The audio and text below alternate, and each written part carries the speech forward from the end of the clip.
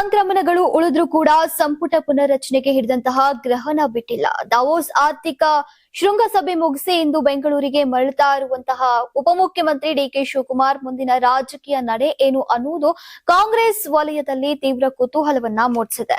ಸಂಪುಟ ಪುನರ್ರಚನೆ ಹಾಗೂ ನಾಯಕತ್ವ ಬದಲಾವಣೆ ಕುರಿತಂತಹ ಚರ್ಚೆಗಳು ತಣ್ಣಗಾಗದ ನಡುವೆಯೇ ಡಿಕೆಶಿ ವಾಪಸಾತಿಯ ಬಳಿಕ ಹೊಸ ರಾಜಕೀಯ ದಾಳ ಉರುಳಿಸುವಂತಹ ಸಾಧ್ಯತೆ ಬಗ್ಗೆ ಪಕ್ಷದೊಳಗೆ ಚರ್ಚೆ ಜೋರಾಗಿದೆ. ಸಂಪುಟ ಪುನರ್ರಚನೆ ವಿಳಂಬವಾಗಿರುವುದು ಡಿಸಿಎಂ ಪಾಲಿಗೆ ತಾತ್ಕಾಲಿಕ ನೆಮ್ಮದಿ ನೀಡಿದ್ರೆ, ನಾಯಕತ್ವ ಬದಲಾವಣೆಯ ಕುರಿತಂತಹ ಊಹಾಪೋಹಗಳು ಸಿಎಂ ಪಾಳ್ಯಕ್ಕೂ ಕೂಡ ಸಂತಸ ತಂದಿದೆ. ಆದ್ರೆ ದಾವೋಸ್ ಪ್ರವಾಸದ ಅವಧಿಯಲ್ಲೂ ಕೂಡ ಡಿಕೆಶಿ ನಾಯಕತ್ವ ಮತ್ತು ನಂಬಿಕೆಯ ಮಾತುಗಳನ್ನಾಡಿರುವುದು ರಾಜಕೀಯ ಅರ್ಥಘಟನೆಗಳಿಗೆ ಕಾರಣವಾಗಿದೆ. ಹಾಗಾದ್ರೆ ಡಿಕೆಶಿ ಅವರು ಹೊಸ ದಾಳಕ್ಕೆ ಸಿದ್ಧತೆಯನ್ನ ನಡೆಸಿದ್ದಾರೆ ಅನ್ನೋ ಪ್ರಶ್ನೆಯನ್ನ ಮೂಡಿದೆ. ಇನ್ನು ಯಾವಾಗಲೂ ನಂಬಿಕೆ, ವಿಶ್ವಾಸ ಇದೆ.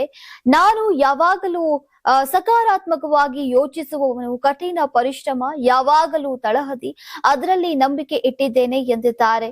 ಅಲ್ಲದೆ ಪಕ್ಷ ತೀರ್ಮಾನ ಕೈಗೊಳ್ಳುತ್ತೆ. ನಮ್ಮೆಲ್ಲರ ನಡುವೆ ನಡೆದಿರುವಂತಹ ಒಪ್ಪಂದ ಈಗ ಮಾಧ್ಯಮದ ಮುಂದೆ ಮಾತನಾಡಲ್ಲ ಅಂತ ಹೇಳಿದ್ದಾರೆ. ಚಂದ್ರನ ಬೆಳತಿಂಗಳು ಯಶಸ್ಸು. ಅತ್ತ ಅನ್ನ ದಾವೋಸ್ನತ್ತ ತೆರಳುತ್ತಾ ಇದ್ದಂತೆ ಇತ್ತ ತಮ್ಮ ಅನ್ನನ ಹನೆಯಲ್ಲಿ ಬರ್ದಿದ್ರೆ ಸಿಎಂ ಆಗ್ತಾರೆ.